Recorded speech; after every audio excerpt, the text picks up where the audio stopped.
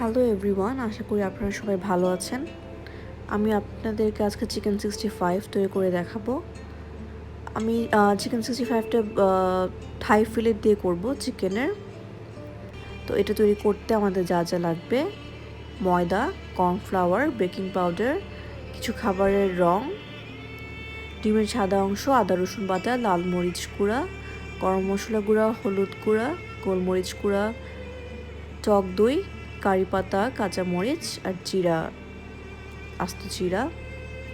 আমি এখানে ম্যারিনেট করে নিব চিকেনটা। দিয়ে দিচ্ছি হলুদ গুঁড়া, গরম মশলা গুঁড়া, গোলমরিচ গুঁড়া, লাল মরিচ গুঁড়া, পরিমাণ মতো লবণ দিয়ে দিচ্ছি। এখন দিয়ে দিব আদা রসুন বাটা, টক দই, লেবুর রস দিব, দিয়ে দিচ্ছি বেকিং পাউডার,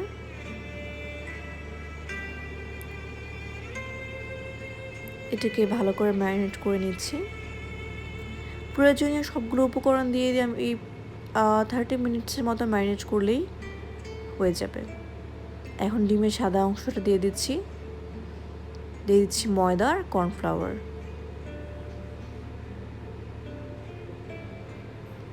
উপকরণগুলো মিশিয়ে আমি আবার 5 মিনিটের মতো রেখে দিব।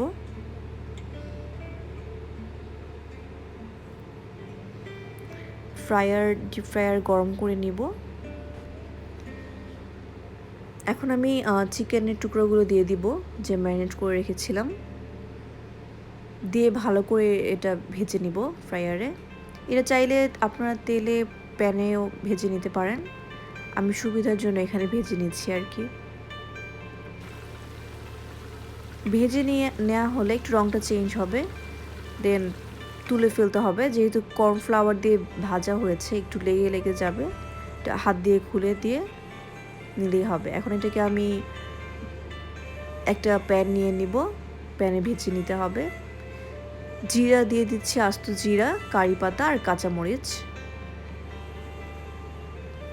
দিয়ে দিচ্ছি, একটু টমেটো কেচাপ, সয়া সস দিয়ে দিব। এখন দিয়ে ভালো করে নেড়ে নিতে হবে, নেড়ে আদা রসুন বাটা দিয়ে দিব।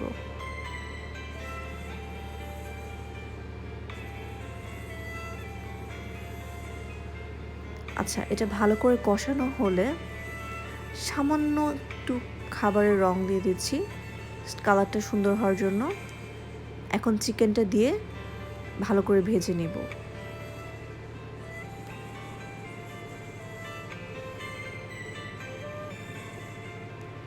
আবার একটু লেবুর রস দিয়ে দিচ্ছি।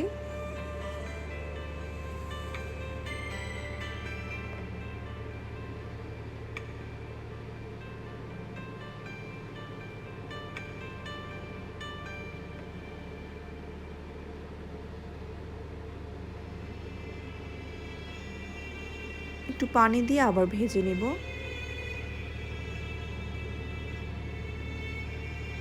চুলার আঁচটা একদম বাড়ানো থাকবে। চাইলে এটাকে একদম শুকিয়ে ভেজেও করা যায়, ভেজেও খাওয়া যায়, আবার একটু পানি থাকলে একটু কারি রেখেও খাওয়া যায়। এটা পোলাও বা বিরিয়ানি, পরোটা সব কিছু দিয়ে অনেক মজা লাগবে। কাবাবের মতো একটা টেস্ট আসবে এটা। আমার এটা চিকেন 65 রান্না হয়ে গিয়েছে। এখন আমি এটাকে পরিবেশন করব। তৈরি হয়ে গেল খুব সহজ উপায়ে চিকেন 65।